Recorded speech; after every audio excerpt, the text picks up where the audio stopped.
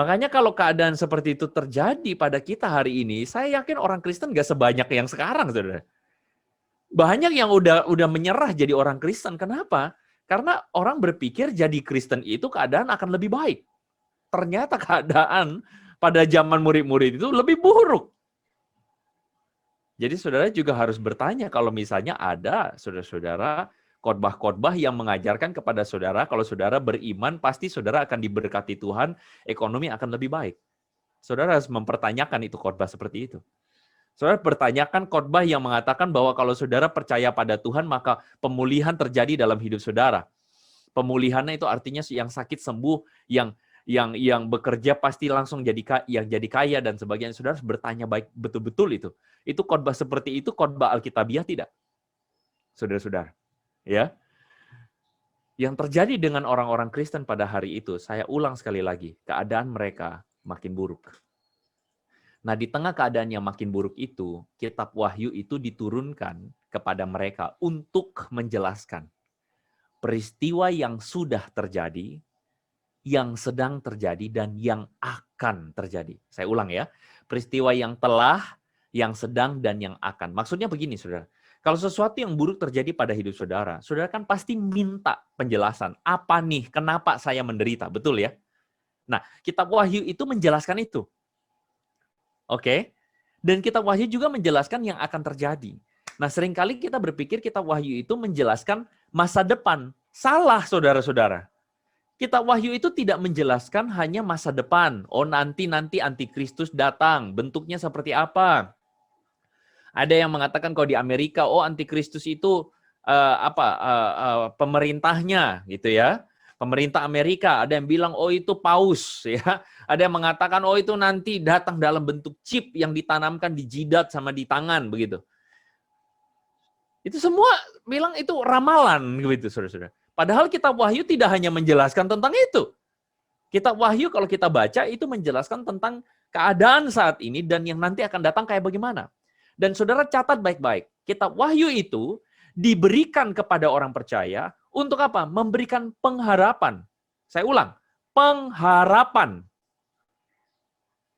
Jadi tujuan kitab Wahyu itu ditulis untuk memberikan pengharapan di dalam atau di tengah-tengah orang Kristen yang mengalami krisis iman, sedang goncang, sedang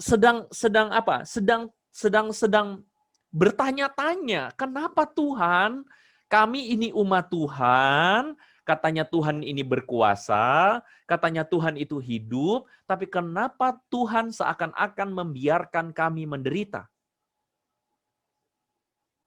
Oke, sekali lagi, kitab Wahyu isinya memberikan pengharapan. Nah, sekarang saya tanya lagi.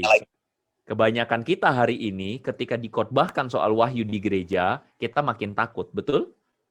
Aneh ya? Padahal bagi orang Kristen pada waktu itu, ketika diberikan kitab wahyu, itu justru memberikan harapan kepada mereka. Bahwa mereka itu tetap berada dalam tangan Tuhan. Lucu ya? Kebanyakan khotbah-khotbah yang ada di YouTube hari ini oleh pendeta-pendeta yang besar-besar terkenal itu mengatakan, hati-hati, gitu kan? Bikin kita takut dan sebagainya, menakut-nakuti kita dengan vaksin, menakut-nakuti kita dengan chip, betul ya? Menakut-nakuti kita bahwa ini 666, ini adalah produk antikristus, jangan kamu terima begini, ditakut-takutin. Justru kitab Wahyu pada waktu itu dikasih untuk memberikan apa? Harapan, bukan ketakutan. Karena itu saudara-saudara, saya mengajak saudara untuk, ayo mari kita lihat lagi saudara-saudara ya. Penglihatan yang diberikan ya kepada orang-orang waktu itu kepada orang percaya atau orang Kristen di tengah-tengah masa krisis itu adalah sebuah penglihatan yang diberikan kepada 7 gereja ya. 7 gereja itu yaitu Efesus, Smyrna, Pergamus, Tiatira, Sardis, Philadelphia, dan Laodikia. Dan 7 gereja ini adalah 7 gereja yang pada saat itu ada di daerah Asia Kecil. Kalau daerah sekarang itu daerah Turki dan sekitarnya, saudara-saudara ya. Dan itu adalah penglihatan yang diberikan kepada mereka yang pada saat itu bergumul dengan keadaan penganiayaan atau kesusahan yang mereka hadapi. Nah, saudara, saya ingin mengajak saudara untuk melihat tentang yang namanya satu gambaran perempuan dan naga. Saudara, bagaimana sih kita melihat tentang akhir zaman atau melihat bagaimana menafsirkan kitab Wahyu? Saudara, dalam pasal 12 ayat 1 sampai 18 itu nanti kita akan ada bahas lagi, saudara-saudara. Tapi saya akan berikan kepada saudara sedikit men-challenge kita ya. Saudara akan menemukan di situ penggambaran tentang yang namanya ada perempuan di langit. Yohanes melihat tanda ada perempuan di langit. Lalu kemudian perempuan itu di atas kepalanya itu saudara-saudara ada mahkota ya, bintang-bintang, dan disebutkan 12 bintang itu adalah Israel, saudara-saudara. Lalu kemudian perempuan itu di kakinya ada bulan dan perempuan itu mengandung. Saudara-saudara, lalu ketika perempuan itu mengandung, lalu kemudian dia melahirkan anaknya, lalu kemudian muncul naga mau menelan anak tersebut. Oke? Saudara bisa baca di dalam Wahyu pasal 12. Pertanyaan saya, ketika saudara melihat atau ketika digambarkan di dalam Wahyu ada demikian, apakah nanti di akhir zaman, kalau misalnya Wahyu ini berbicara tentang masa depan, apakah nanti di masa depan, saudara akan melihat ada perempuan raksasa di atas langit dan ada naga terbang-terbang di langit? Oke, coba saudara kita mulai berpikir tentang itu. Diceritakan bahwa naga ini kemudian apa? Diperangi oleh malaikat. Ya, diperangi oleh malaikat. Dan naga ini kemudian kalah. Dari Wahyu, saudara-saudara, kita akan menemukan dijelaskan bahwa naga ini siapa? Iblis. Anak itu siapa? Yesus. Perempuan itu siapa? Bukan Maria. Saudara-saudara, perempuan itu adalah Israel, penggambaran Israel. Saudara, seringkali umat Tuhan itu digambarkan perempuan loh. Saudara ya, itu bahasa simbol loh. Itu bahasa istilah, penggambaran, alegori, saudara-saudara. Jadi perempuan itu digambarkan, umat Tuhan itu seringkali digambarkan perempuan. Kita itu digambarkan mempelai wanita. Di mana Yesus itu mempelai prianya. Betul ya? Nah, jadi saudara, Alkitab menjelaskan bahwa perempuan itu adalah Israel, anak itu adalah Yesus, dan iblis, naga itu adalah iblis. Sehingga kalau Alkitab sendiri menjelaskan bahwa naga itu bukan naga beneran yang terbang di langit, oke? Perempuan itu bukan perempuan raksasa yang ada di langit. Pertanyaan saya, berarti seluruh kitab Wahyu kita mesti membacanya tidak secara harafiah. Betul ya? Ini yang disebut sebagai simbol. Jadi ada simbol-simbol di dalam Alkitab atau di dalam kitab Wahyu secara khusus. Ketika kita membaca Wahyu, kita harus membacanya dalam bentuk simbol. Sama seperti gereja yang tadi saudara disebut sebagai kaki dian. Kaki dian itu apa sih? Ada yang tahu kaki dian itu apa? Kaki dian itu menorah itu loh saudara-saudara. Ada yang nggak tahu menorah? Saya iseng, saya pengen tunjukkan kepada saudara menorah itu kayak gimana saudara. Nah ini yang disebut sebagai kaki dian. Gitu saudara-saudara ya. Jadi for your information aja saudara-saudara ya. Nah jadi saudara-saudara, kalau kita melihat konteks tentang Wahyu, ya, saudara berhati-hatilah jika ada pendeta-pendeta yang kemudian mengajarkan kepada saudara, oh ini loh jelas nih, ada tanda di kepala, tanda di tangan. Tanda apa? Tato, chip. Apakah artinya itu?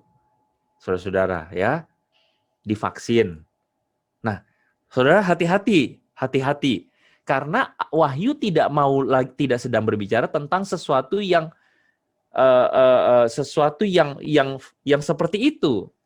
Wahyu sedang berbicara tentang simbol, saudara-saudara ya. Nah, sebagai contoh, misalnya nih, waktu saudara lihat gambar ini, saudara mengertinya apa?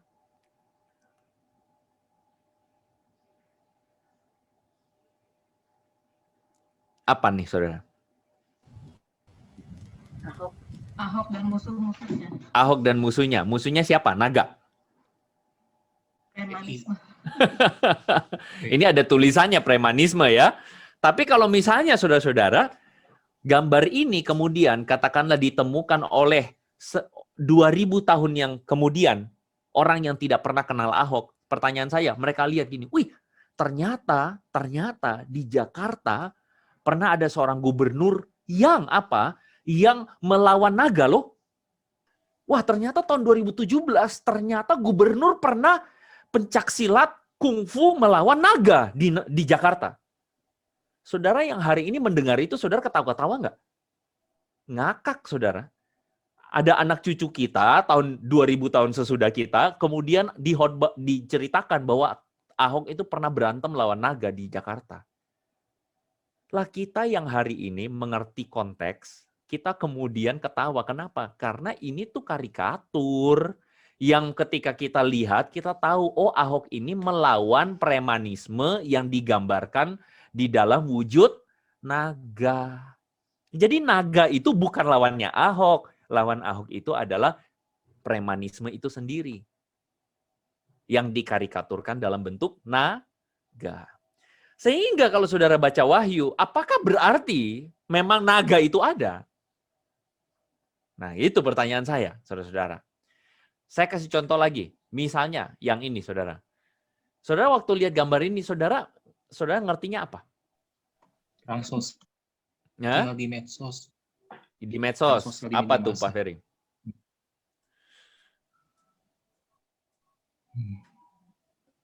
Ya, berita-berita tentang apa? Perang gitu. Perang apa, Pak? Perang di media massa. Ya. Perang politik. Sudah menuju ke sana. Gini aja, cebong lawan kampret. Tahu ya, saudara-saudara? Nah, hari ini saudara tahu kan cebong sama kampret? Sekarang saudara tanya, paling gampang deh, saudara tanya, mungkin ada cucu atau anak saudara yang masih kelas 6 SD. Dede tahu cebong kampret nggak? Mereka taunya apa? Oh, ya kalau tahu kecebong ya kecebong, kampret ya kelelawar kan begitu. Tapi kita yang tahu cebong lawan kampret, kita tahu ini nih Pilpres kemarin, saudara-saudara. Di mana para cebongers, pendukung Jokowi, kampret pendukungnya Prabowo dia orang. Kan begitu kan? Cebong lawan kampret. Nah, kalau ke gambar ini 2000 tahun lagi dilihat sama orang ngertinya apa, saudara? Wah, ternyata pada zaman tahun 2000 itu, 2020 di Indonesia, ternyata ada kelelawar lawan kecebong. Kan lucu. Nah, apa sih yang saya mau kasih tahu sama saudara? Yang saya mau kasih tahu sama saudara adalah, saudara perhatikan ada begitu banyak simbol-simbol yang ada di dalam kitab Wahyu. Ya, simbol-simbol itu adalah simbol-simbol yang harus kita tafsirkan di dalam bahasa simbol atau dalam bahasa konteks hari itu. Jadi kalau saudara membaca Wahyu, jangan sembarangan. Dan berhati-hatilah ketika ada pendeta yang mengkhotbahkan yang kayak begini-begini, saudara-saudara ya.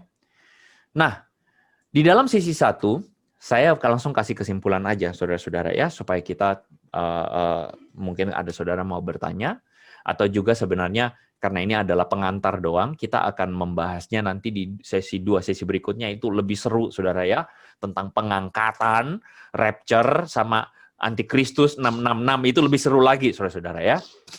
Saya mau kasih tahu sama saudara, kitab Wahyu itu tidak cuma bicara soal akhir zaman dalam pikiran kita, tuh kiamat. Enggak, saudara-saudara. Dan yang kedua, kitab Wahyu itu ditulis pada masa krisis. Masa di mana orang mengalami yang namanya krisis iman. Dan penafsiran kitab Wahyu itu harus menggunakan bahasa simbol. Jadi tidak sembarangan. Dan tidak serta-merta kemudian dikatakan, oh nanti ada perempuan, ada naga, dan sebagainya. Ya, lalu kemudian dikatakan, oh ini si Gog dan Magog, oh ini nanti Rusia lawan siapa? Hati-hati dengan itu. Ya, baik, saudara, saya sampai di sini saja dulu. Apakah ada tanya jawab dari saudara atau respon dari saudara?